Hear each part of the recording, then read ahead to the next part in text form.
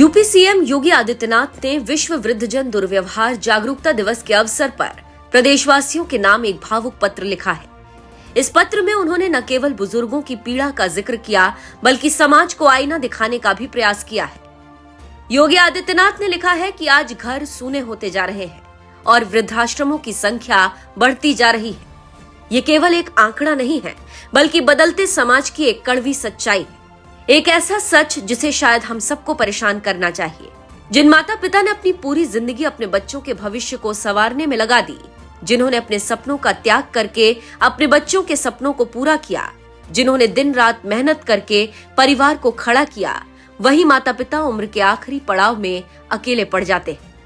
उन्होंने कहा कि आज की जीवन शैली ऐसी हो गई है कि युवा रोजगार और करियर की तलाश में घर से दूर चले जाते हैं। कई बार उनकी इच्छा होने के बावजूद वे अपने वृद्ध माता पिता की सेवा नहीं कर पाते। लेकिन समस्या केवल दूरी की नहीं है, समस्या उस भावनात्मक दूरी की भी है जो आधुनिक जीवन की भागदौड़ में बढ़ती जा रही है। योगी आदित्यनाथ ने लिखा कि उम्र के अमृत काल में बुजुर्गों को सबसे ज्यादा अपनत्व, सम्मान और साथ की जरूरत होती है। लेकिन दुर्भाग्य से आज समाज ऐसे दौर का साक्षी बन रहा है जब उन्हें अपनों के दुर्व्यवहार का भी सामना करना पड़ रहा है। मुख्यमंत्री ने यहाँ तक कहा कि देश के सर्वोच्च न्यायालय को भी समय समय पर लोगों को उनके कर्तव्यों और पारिवारिक मूल्यों की याद दिलानी पड़ रही है। ये टिप्पणी अपने आप में बहुत बड़ा संदेश देती है, क्योंकि भारतीय संस्कृति की पहचान केवल आर्थिक विकास या आधुनिकता नहीं है।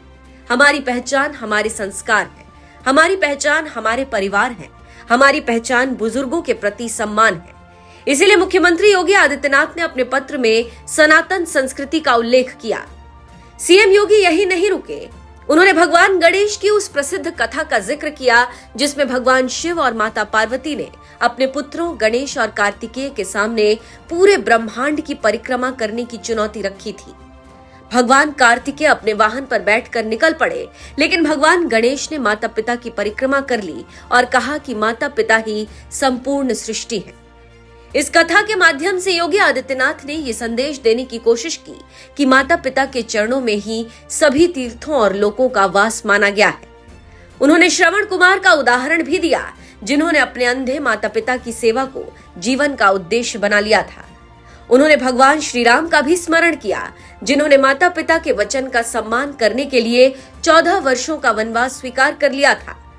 मुख्यमंत्री का कहना है कि सनातन केवल धार्मिक परंपराओं का नाम नहीं है, ये एक जीवन शैली है।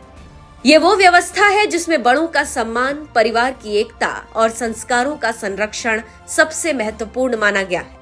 लेकिन सवाल यह है कि क्या हम इन मूल्यों को धीरे धीरे भूलते जा रहे हैं? क्या आधुनिकता की दौड़ में हम अपने बुजुर्गों को पीछे छोड़ रहे हैं? क्या मोबाइल, सोशल मीडिया और व्यस्त जीवन शैली ने हमें इतना व्यस्त कर दिया है कि हमारे पास अपने माता पिता के लिए समय ही नहीं बचा?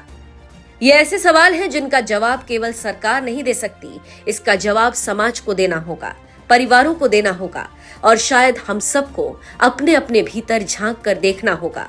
योगी की बात में दम है और अब देखना होगा कि कितने युवा इस बात पर अमल करते हैं।